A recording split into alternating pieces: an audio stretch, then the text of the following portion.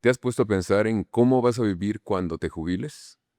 Hoy hablamos de una realidad que a muchos nos quita el sueño, el futuro de las pensiones en México. Imagínate llegar a los 65 y que tu pensión sea de apenas 4,500 pesos más o menos. Menos de la mitad de lo que necesita una persona mayor para vivir y tener sus necesidades básicas. Esta es la situación actual de las pensiones. El sistema enfrenta un gran problema.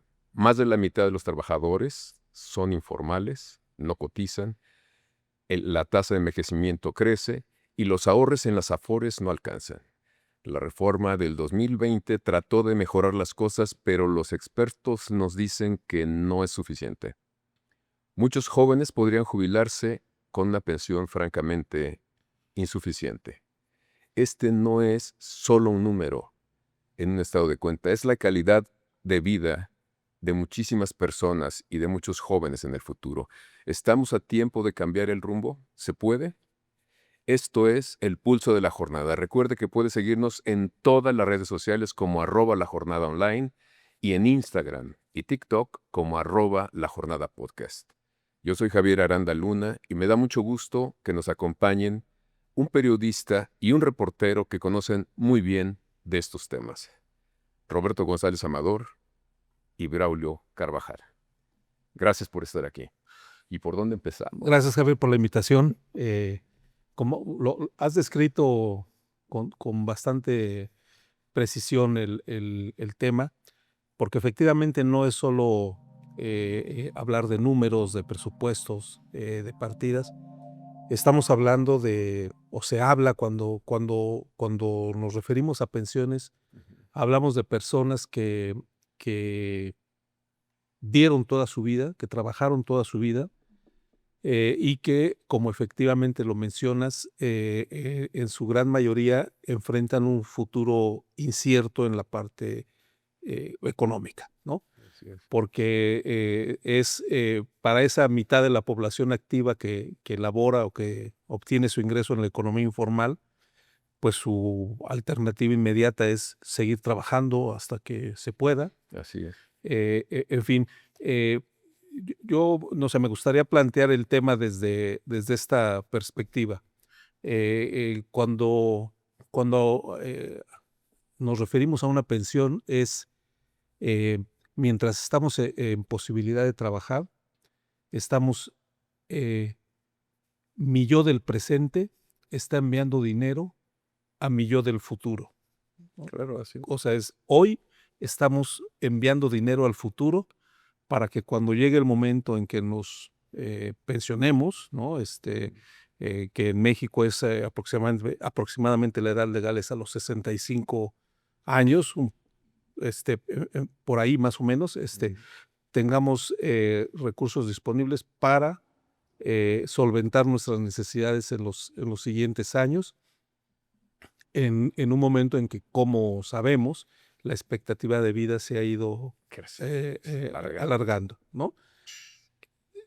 Por otro lado, también, para quienes están en posibilidad de crear un ahorro para la pensión, ya sea que porque trabajan en el sector formal de la economía o porque disponen de recursos para ahorrarlos de esa manera, Claro. estamos hablando de que en México las principales fuentes de patrimonio de las familias son su vivienda, en el caso de aquellos que la tienen, y su fondo de pensión, ¿no? Entonces no es un tema menor, ni aun si lo vemos desde la parte estrictamente financiera, pero por supuesto no es un tema menor desde el punto de vista social, humano, personal, familiar, ¿no?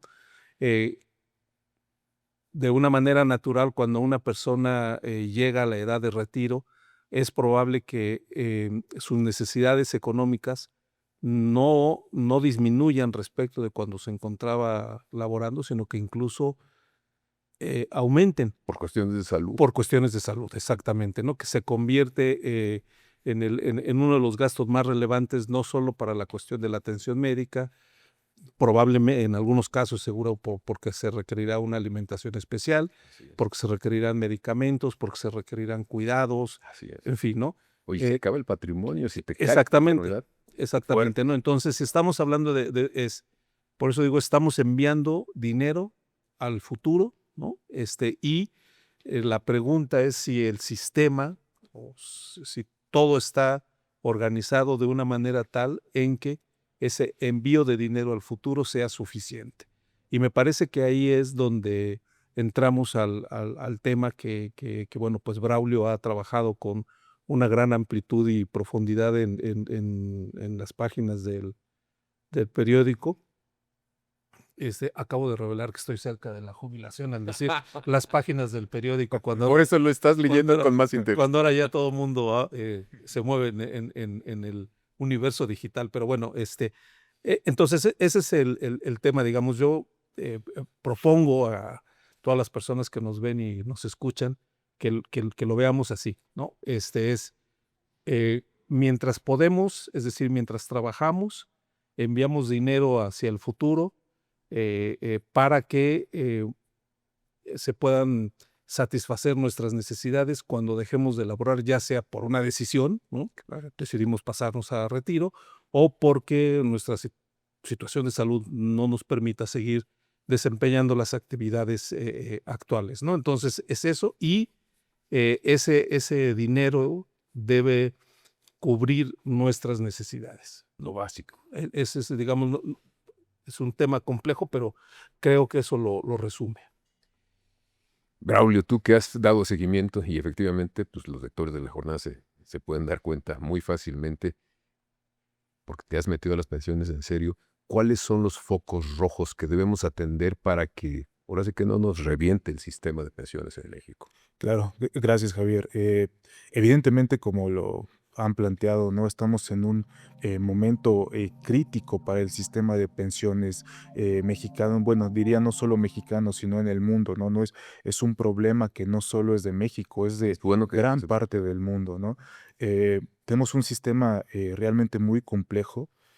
Hay varios focos de atención, ¿no? Tenemos muchos miles de personas que ya se empiezan a retirar con la nueva ley de pensiones. Bueno, no nueva ley, sino la ley de 1997, que es aquella con la que surgen las Afore, ¿no? Viene la primera generación de las Afore. Aquí para empezar, hay un gran problema, ¿no? Esta generación de las Afore nos estamos enfrentando a un momento crucial en el que estas pensiones son prácticamente insuficientes para tener una vida digna, ¿no? Ya lo mencionabas al principio, un pensionado bajo este régimen, hasta antes de las reformas se estaba pensionando con una mensualidad más o menos de entre 3,000 y 5,000 pesos, que básicamente pues es una pensión que no es suficiente para tener una vida digna. Viene la reforma de 2020, la cual también mencionas, se logra un avance en el sistema de pensiones. La pensión mensual de un mexicano pasa de esos 3,000 a 5,000 pesos a de unos 5, 7,000 pesos. Aún así sigue siendo insuficiente, ¿no? Entonces, lo que tenemos es un sistema de pensiones muy complejo que sigue siendo insuficiente para atender las necesidades de las personas, ¿no? ¿Y pero qué falló en el 2020? ¿Por qué no se pudo hacer de otra manera para que fuera mejor, digamos? Lo que se necesita en el sistema de pensiones es una reforma estructural, ¿no? Desde mi punto de vista, lo que ha sucedido con estos ajustes que se hacen por ahí en 2020 es que son simples, sencillamente una especie de parches, digamos, digámoslo de alguna forma. Eh, la reforma abarca tres cosas muy importantes, la de 2020, ¿no? La primera, bajar la edad, bajar el número de semanas de cotización, que lo que sucedía es que un trabajador mexicano necesitaba haber trabajado 1,200 semanas de manera formal. Lo que sabemos en México es algo prácticamente imposible porque tenemos 50% de personas trabajando en la informalidad. Claro. Entonces, tener una cotización de 1,200 semanas significa haber laborado de manera formal unos 23 años, ¿no? Es algo prácticamente imposible. Se venía una bomba de tiempo por ahí de 2021, que es cuando se viene la primera generación de las Afore. Iba a ser prácticamente imposible que esta primera generación alcanzara una pensión simple y sencillamente porque no iban a tener estas 1.200 semanas de cotización. Entonces lo que hace la reforma es, se me viene este gran problema, tengo que bajar el número de semanas de cotización y lo llevan más o menos a 750 semanas. Eso fue un gran alivio, ¿no? Porque en este momento, por ejemplo, los últimos datos a 2024 habla que bajo el régimen de Afore se han jubilado aproximadamente 75,000 personas. Si no hubiera existido esa reforma, eh, únicamente 6,000 personas hubieran accedido a la pensión, menos Fuerte. del 10% de lo que ahora tienen una pensión. Es algo sumamente grave porque esas personas iban a llegar a la Afore y la Afore les iba a decir simple y sencillamente no eres candidato a la pensión, ¿no?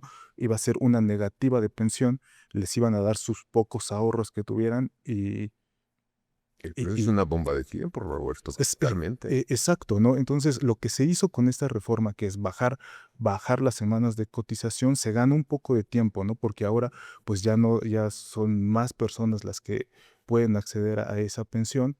El otro gran tema que se hizo en esta reforma es la aportación obligatoria para el retiro, ¿no? Actualmente, antes de la reforma, mejor dicho, un trabajador aportaba a su Afore el 6,5% de su salario. Mm. Este 6,5% no es que lo ponga directamente el trabajador, ¿no? El trabajador pone una parte, la empresa pone otra y el Estado pone otra. En esta reforma lo que se hace es que ya no es 6,5%, es 15% del salario. Sin embargo, ese dinero no sale del trabajador, ¿no? Que es un punto, me parece, bastante importante. No sale del trabajador, sino que lo que va a salir de la empresa va a correr con ese cargo de manera paulatina, ¿no? Eh, ese es un punto importante porque de esta manera es más dinero el que entra a la Afore, va a ser una mejor pensión en un futuro y eso va a servir, ¿no? El tercer punto es el tope a las comisiones, que generó mucha, Cobraban comisión, cobran mucho, comisiones los claro, ¿no? trabajadores, claro. Eso generó mucho descontento en las Afore, ¿no? Estaban limitando el dinero que podían cobrar a los trabajadores. Sin embargo, es otro gran punto, ¿no? La comisión bajó de un 0,9% anual a un 0,5%, que parecerá insignificante, sin embargo, si lo proyectamos hacia años en el futuro, hacia 2030, por ejemplo, significa un ahorro para los trabajadores de 300,000 millones de pesos, ¿no? Que se traduce en un buen dinero extra para sus pensiones, ¿no? Eh, Son tres puntos relevantes, sin embargo, son insuficientes, ¿no? Siguen siendo insuficientes porque las pensiones siguen siendo precarias, ¿no? Estamos hablando de que una persona con todo y estas reformas se está retirando con un 60-70% de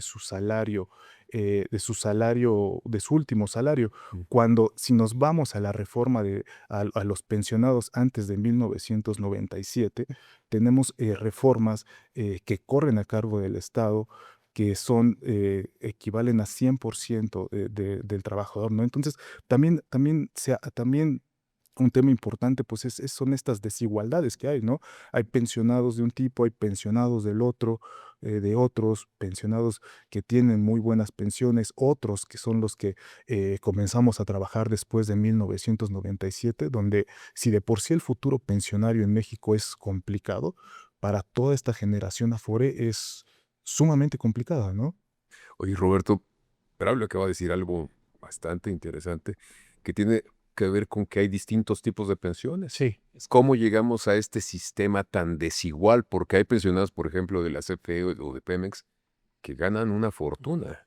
Y hay pensionados del IMSS e incluso del ISSSTE que ganan menos de lo básico. Ese es uno de las complejidades que tenemos enfrente. Hay sistemas de pensión eh, para los trabajadores que cotizamos al Seguro Social Ujú. y otro sistema de pensión para quienes son trabajadores del Instituto Mexicano del Seguro Social. Hay un sistema de pensión para los trabajadores del Estado, aquellos que son derechohabientes del ISSSTE. Hay un sistema de pensión de las Fuerzas Armadas. Hay un sistema de pensión para los trabajadores de Petróleos Mexicanos y de la Comisión Federal de Electricidad. Hay un sistema de pensión. Yo me atrevería a decir, me puedo equivocar, pero creo que no seré inexacto, que cada universidad estatal tiene su sistema de pensión, cada gobierno estatal tiene su sistema de pensión, hay incluso algunos sistemas de pensión municipales, hay organismos descentralizados, o los que antes llamábamos paraestatales, que tienen sus sistemas de pensión. Es un universo amplísimo, ¿no? No sé cuánto se tiene. Estamos hablando de Cada institución negocia o qué hace, cómo el- decide, digamos. El problema es que de esas decenas o quizás Mil- cientos de sistemas pensionarios diferentes, muy pocos, yo diría que se podrían contar con los dedos de las manos, tienen fondos suficientes. Ellos los llaman están debidamente fondeados. Quiere decir que disponen de los recursos, ya sea actuariales, o sea, cuando alguien reclame esa pensión, ahí está el dinero. La gran mayoría de ellos no. Entonces, no solamente hablamos de que la pensión es insuficiente, sino que además no en todos los casos, y sí hay que ser muy cuidadoso de que no es un tema general ni mucho menos, no en todos los casos están suficientemente financiados o fondeados. ¿Qué ocurre? Que, bueno, cuando llegan a una situación crítica, pues alguien me refiero con recursos del Estado, transfiere dinero y le toca la puerta a Hacienda o a las haciendas de los estados y resuelven el problema en ese momento. Pero el problema de fondo no está resuelto. Hoy no podríamos decir con plena certeza cuál es el tamaño de los fondos de pensión en el país. Lo de los que están en el sistema de Afore, de administradoras de fondo para el retiro, se conoce perfectamente, es información pública, cualquier persona puede obtenerla en la página de internet, pero no así el de todos los sistemas de pensiones que existen, ¿no? De tal forma que sí es una asignatura pendiente el tema de las pensiones, porque por su tamaño, ¿no? Su visibilidad, su magnitud, nos enfocamos la mayor parte de las veces en las Afore. Es importante decirlo, o sea, de 1997 a la fecha, los trabajadores que cotizan al Instituto Mexicano del Seguro Social han generado un ahorro que hoy debe andar como en 20% del PIB, 25% del Producto Interno Bruto. Es una masa de recursos Fuerte. impresionante, es una de las principales fuentes del ahorro nacional, es decir, los trabajadores mexicanos hacen esa aportación, una buena parte de esos recursos está invertido en bonos del gobierno, es decir, los trabajadores financian al Estado. Otra parte muy relevante, muy significativa, está invertida en empresas que cotizan en la bolsa, que realizan proyectos, es decir, los trabajadores mexicanos financian el sistema productivo del país, financian al Estado, financian a un grupo de empresas. Todo esto hay que decirlo también bajo reglas muy claras, ¿no? Y esos recursos que aportan los trabajadores son una contribución muy importante a la estabilidad financiera del país. Es una cuarta parte del PIB. Es una cantidad que podría compararse con el stock de inversión privada que hay, ¿no? O sea, el objetivo del actual gobierno es que la inversión represente una cuarta parte del Producto Interno Bruto, pues el ahorro de los trabajadores prácticamente ya lo representa, ¿no? Entonces, oye, pero yo universidad, yo Pemex, yo CFE, cuando no puedo pagar, y muchas veces no puedo pagar, lo que hago es enchufarme a Hacienda. Exactamente. Entonces ese es un tema ahí de responsabilidad financiera, ¿no? Entonces, el ahorro se ha vuelto, el ahorro forzoso, que esa es su definición legal, o sea, nuestras aportaciones al fondo de pensión, pues es un ahorro forzoso y está en la cuenta Afore. Es como activo financiero del país es muy importante. La pregunta es si esa contribución que con su ahorro están haciendo los trabajadores del presente tiene una correspondencia para el futuro de esos mismos trabajadores, ¿no? O sea, sí es un tema financiero, por supuesto, es un tema que está en el ámbito de la Secretaría de Hacienda, hay un regulador, están las Afore, los bancos. Está muy bien que ahí esté, que sea transparente, pero también tiene ese componente social que yo creo que es sobre el que no hay que perder de vista, sobre el que la información que generamos aquí en el periódico siempre tiene puesta un ojo en, sí, son activos financieros, pero son trabajadores, o sea, y esos trabajadores de hoy, ese ahorro se ha convertido en una de las fuentes de estabilidad financiera del país, en una de las fuentes que financian el crecimiento del país, tanto para el sector privado, porque se invierte ese dinero en las empresas, ¿no? Claro. Tanto al Estado, pues seguramente con eso se construye infraestructura, etc. Que le sirve a las empresas también. ¿No? Entonces es una cosa muy, muy importante, ¿no? Efectivamente, hay un tema de la estructura de la economía. Un trabajador, ya lo hacía referencia a Braulio, ¿no? O sea, necesitabas 1,200 semanas para tener derecho a tu pensión. Primero, para disponer de ella. Segundo, que fuera suficiente, ya es otra historia, ¿no? Pero nosotros tenemos como país una estructura económica que en ese sentido es muy vulnerable, porque los trabajadores a lo largo de su vida laboral no es inusual que pasen temporadas como empleados formales y Sí. temporadas como Es empleados como un informales. sistema híbrido. Exactamente, porque bueno, pues Vas y pierdes el empleo y dices, bueno, yo tengo que llevar un ingreso para mi familia, entonces voy a poner mi pequeño negocio, me voy a subir a un taxi, lo que sea, ¿no? Entonces vas. Incluso en algunos casos es difícil para un trabajador que va de una actividad formal a una informal regresar a la formal, o porque no hay la opción, o porque encuentra que son mejores condiciones, en fin, puede haber varias explicaciones. Entonces, el asunto está en que de cualquier manera está contribuyendo al país, ¿no? Es una falacia esa que dicen los informales no pagan impuestos, lo que pasa. pagan a veces hasta más, ¿no? Proporcional al nivel de su ingreso, es decir, la proporción de su ingreso que pagan en diferentes impuestos, yo me atrevería a decir que es mucho mayor que la de los grandes capitalistas de este país, ¿no? Pero en fin, es un tema también de justicia, ¿no? Y es una realidad, o sea, en algún momento no vas a poder seguir trabajando o no vas a querer, también es un derecho, o sea, la pensión es un derecho, es decir, yo ya hice todo esto y ya me quiero pasar a hacer otras cosas, ¿no? Entonces, el tema está en que se debe dar una respuesta a eso. Debe haber una respuesta como política de Estado. No creo, el sistema de Afore fue impuesto, o sea, pensemos que fue impuesto en 1997 como parte de las medidas de choque que en ese momento se pusieron en práctica por parte del gobierno del entonces presidente Zedillo para salir del desastre económico que Salinas y él habían provocado. Que es el sexenio del FOBAPROA. Exactamente.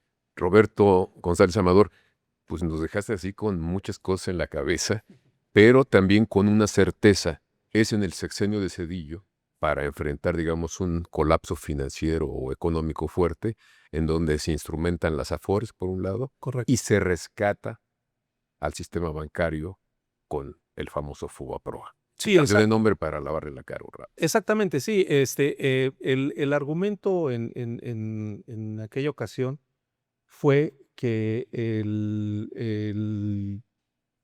el sistema como estaba conformado, como estaba concebido, ya no daba de sí, ¿no? Era este sistema que se llama solidario, es decir, según ellos no había espacio para la solidaridad, ¿no? O sea, es un sistema en el que eh, los trabajadores en activo, con sus aportaciones a la seguridad social, financian, pagan la pensión de aquellos que pasaron a retiro, ¿no? Es una solidaridad, digamos, entre generaciones.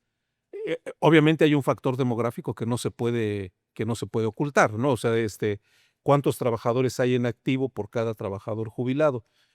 Nuestra dinámica demográfica ha hecho que eso cambie, ¿no? Que cada vez haya más trabajadores en retiro.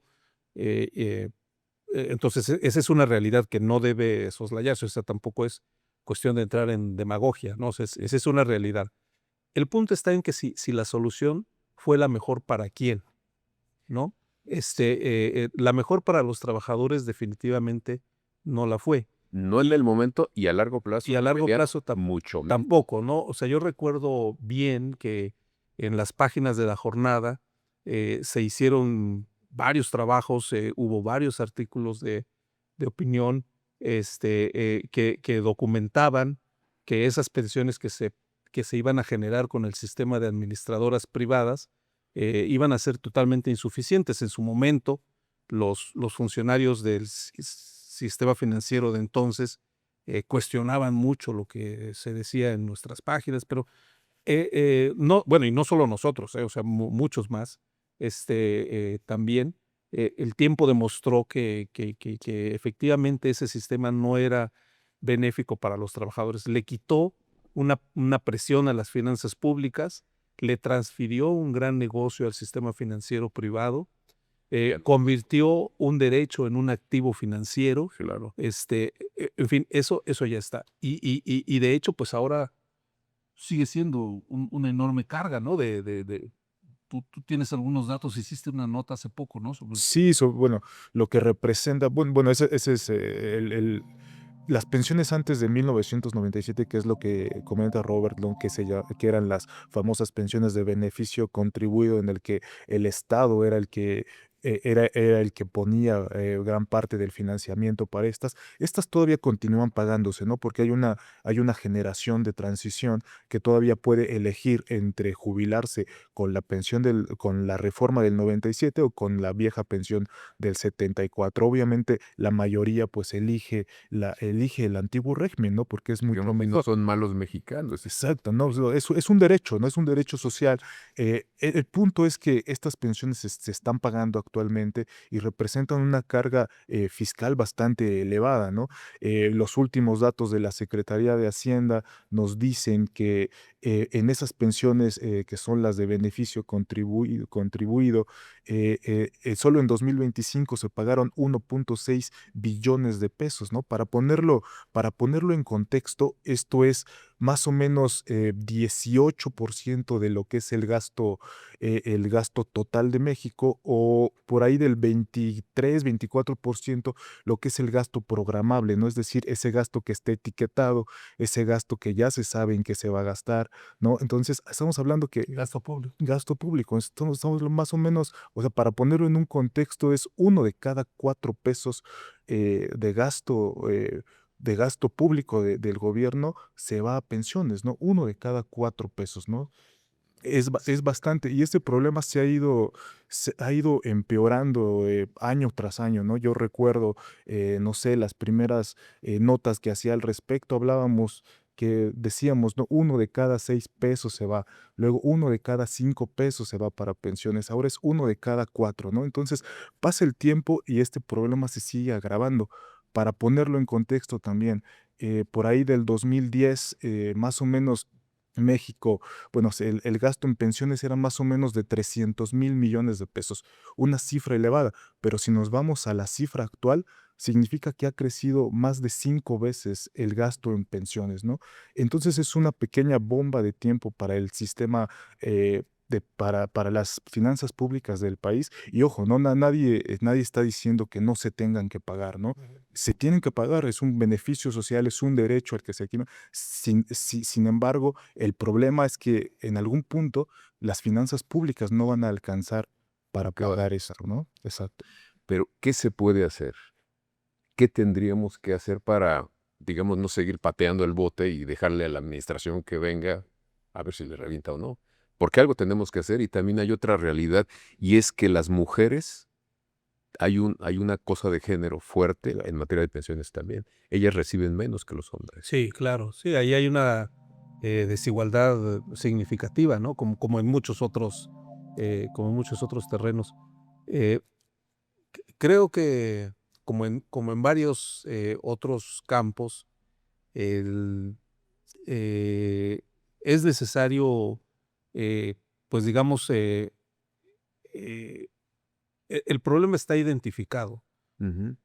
Seguramente podrán hacerse actualizaciones, cálculos, en fin, pero me parece que en esencia el problema está diagnosticado, ¿no? O sea, hay eh, una creciente necesidad de recursos públicos para satisfacer los sistemas de pensiones vigentes.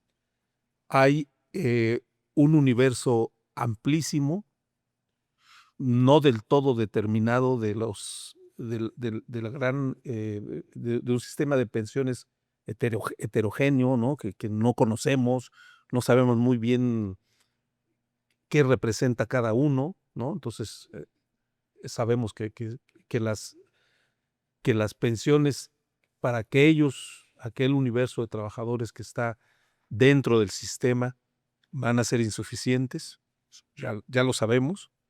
Este, En fin, esos temas están ahí. Eh, un diagnóstico puede mejorarse, pero ya está por ahí. El tema es cómo se va a resolver. Y yo siento que ahí nuevamente es el tema de una reforma fiscal, ¿no? O sea, somos un país con necesidades crecientes que está viviendo una transición demográfica, ¿no? Somos- Como todo el mundo también, ¿no? O sea, estamos viviendo una transición demográfica. Somos un país afectado por enfermedades crónicas, ¿no? Cada vez más. Que, que, que, que, que, que- que, digamos, anticipa que en el futuro el gasto en salud va a ser mayor o necesitará ser mayor, o sea, será creciente.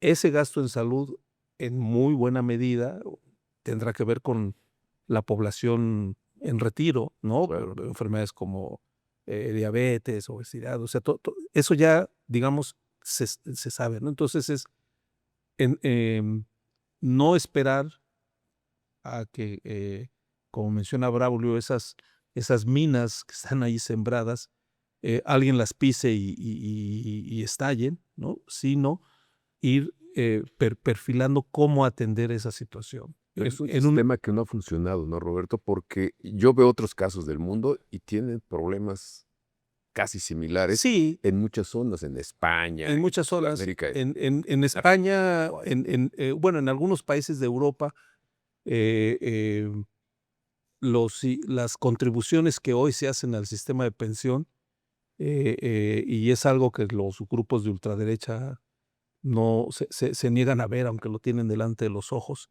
Las contribuciones las hace la población migrante, Los ilegales. ¿no? Exactamente, ¿no? O sea, Que además sus beneficios sociales son mínimos, son no tienen mínimos, ¿no? nada. Pero precisamente por el cambio demográfico, ¿no? O sea, digamos, la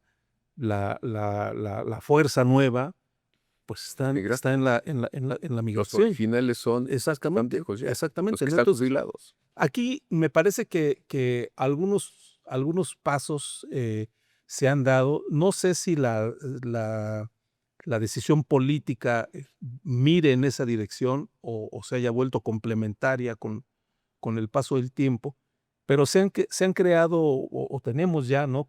Incluso como derecho consagrado en la Constitución, la pensión para adultos mayores o la Es un pensión. paliativo eso. ¿Qué es lo que Exactamente. existe? Claro. Existe, es un derecho, primero que nada, no se está establecido en la Constitución como un derecho. Es un tema en el que, pues, bueno, México está avanzando en ese terreno.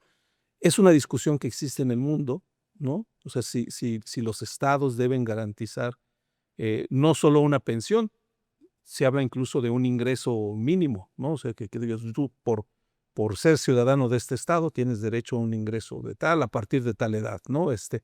Y cuando llegues a la edad de la que sea, la que se establezca, tendrás derecho a una pensión. Entonces, aquí en el caso de México está garantizada esa pensión.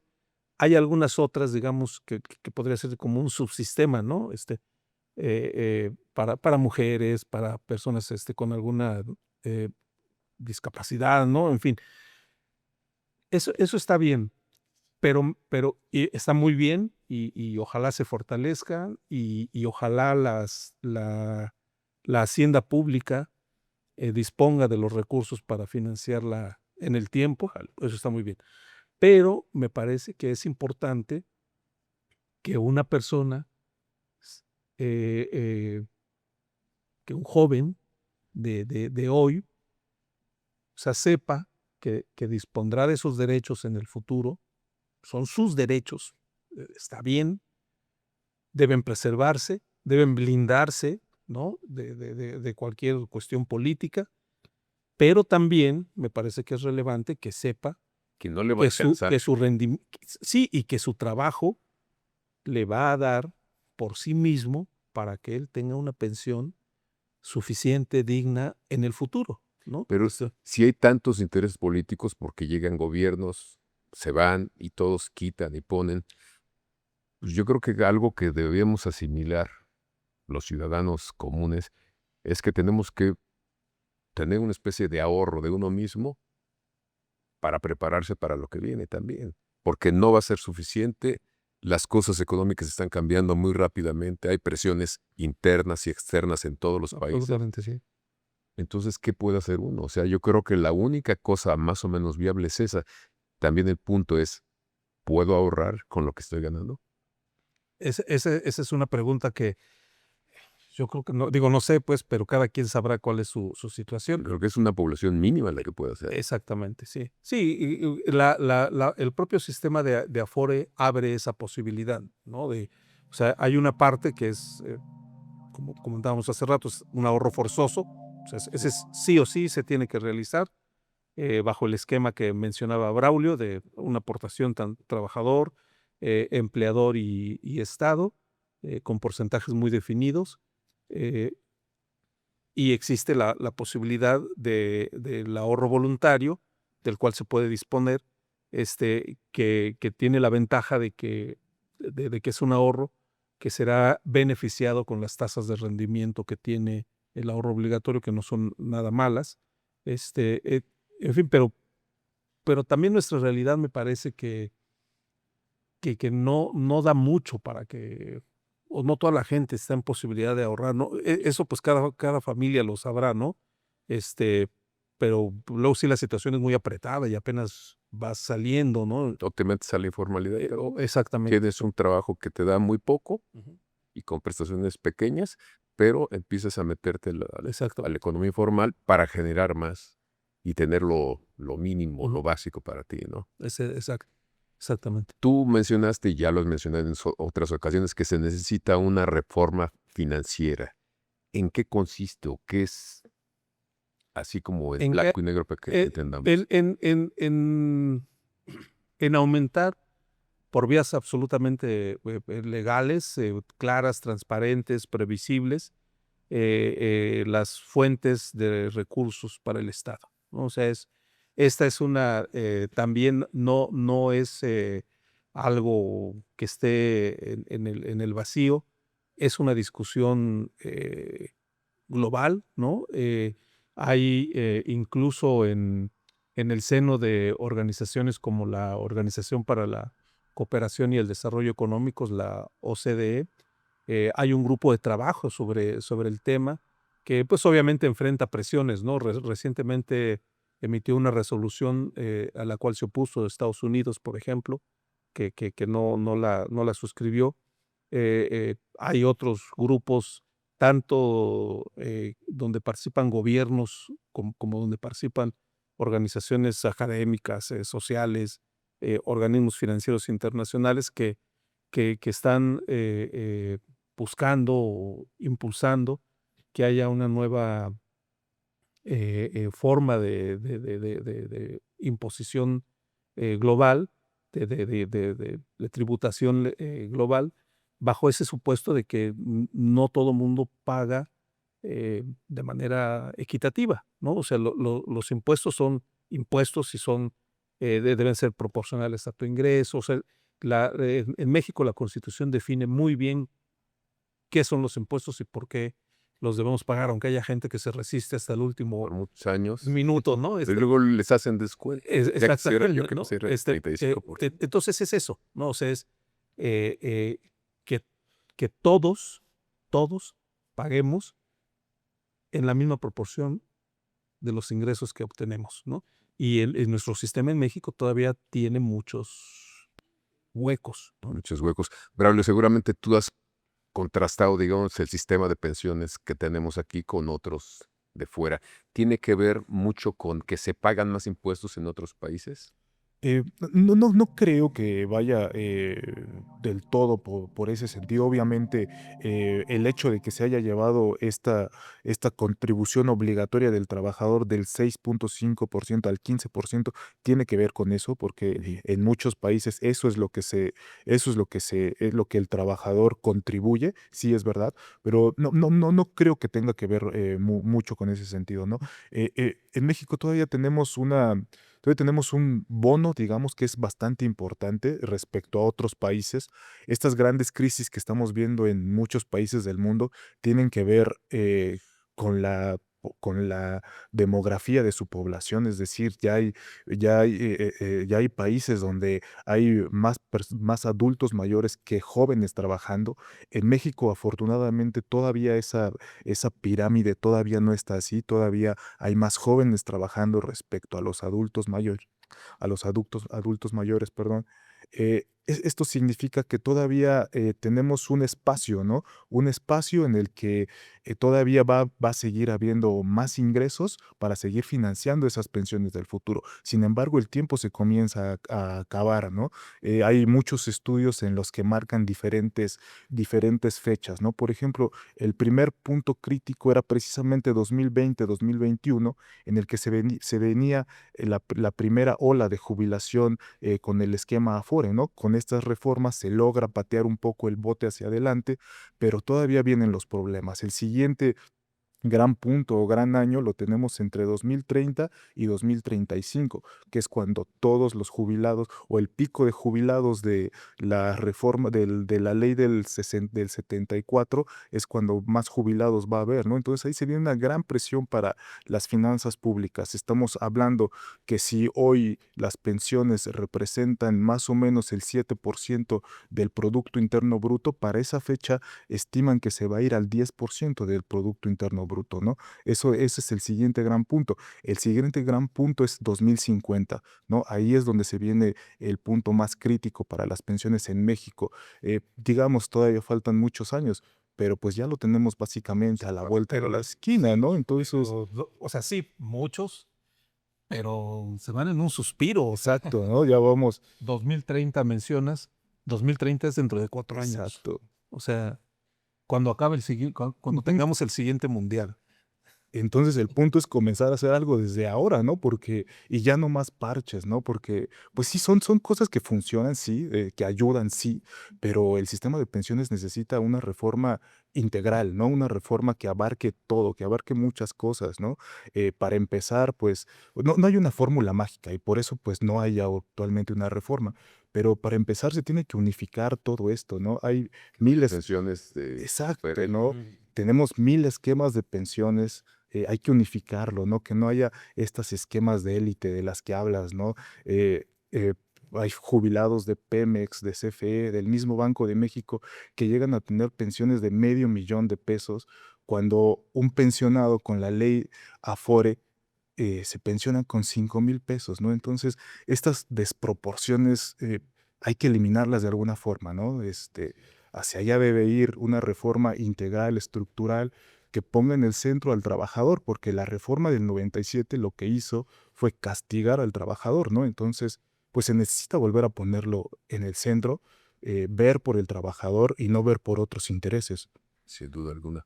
Exactamente. Ya estamos por concluir, Roberto. ¿Con qué cierras tú?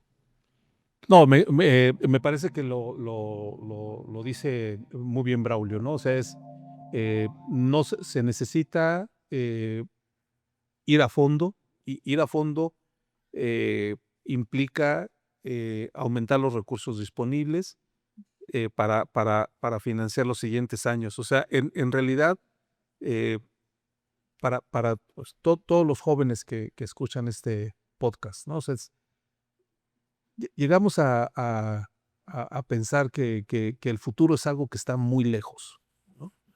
Eh, eh, sí, está bien, ¿no? Está bien, pero en algún momento va a llegar, en algún momento, ¿no?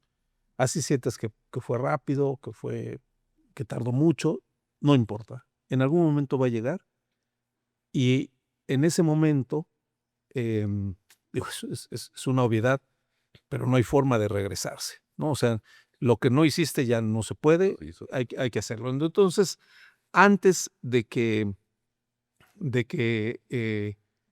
enfrentemos como personas, como familias, como sociedad, como país, un problema, eh, hay que tratar de resolverlo. Mm, Y el diagnóstico, como dices, ya está. Exactamente. Y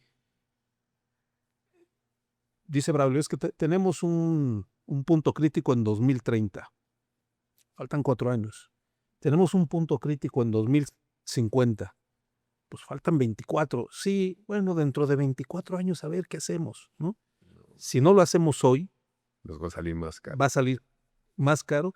Y fíjate que me parece que en este caso, sí, más caro en términos de dinero, por supuesto, Socialmente pero socialmente, puede ser brutal. socialmente, porque estamos hablando de una persona que ya hizo su esfuerzo para contribuir al país, ¿no? Es decir, ya trabajó durante 30, 35 años, los que hayan sido,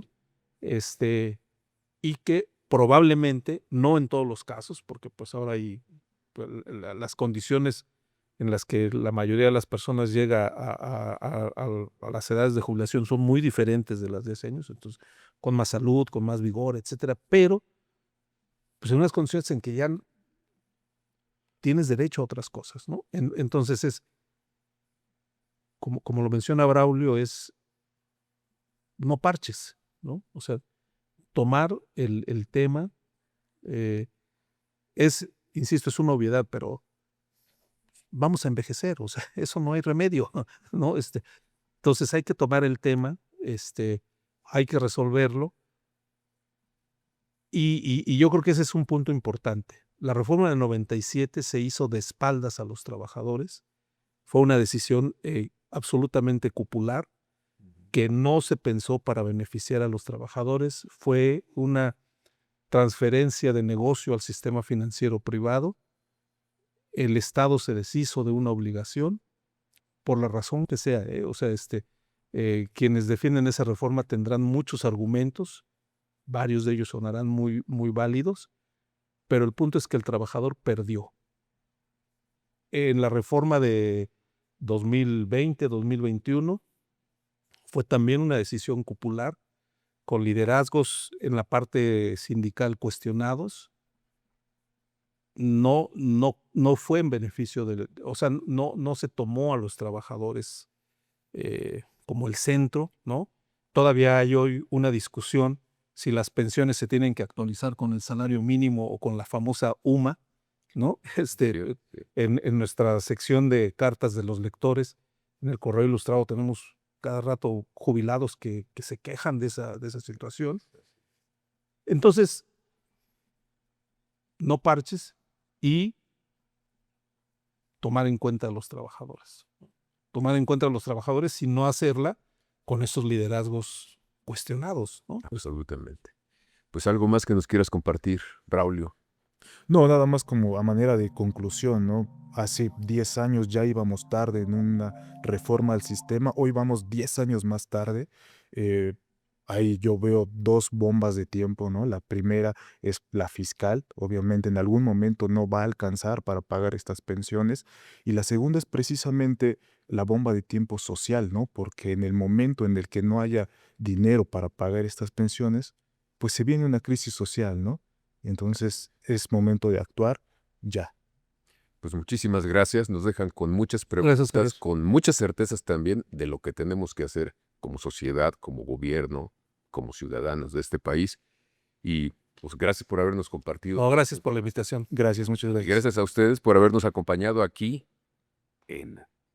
justamente en este podcast que tiene que tomar del pulso a las cosas para tratar de modificarlas y tener un bienestar. Gracias por estar aquí y recuerda que puedes seguirnos en todas las redes sociales como @lajornadaonline y en Instagram y en TikTok como @lajornadapodcast. Gracias.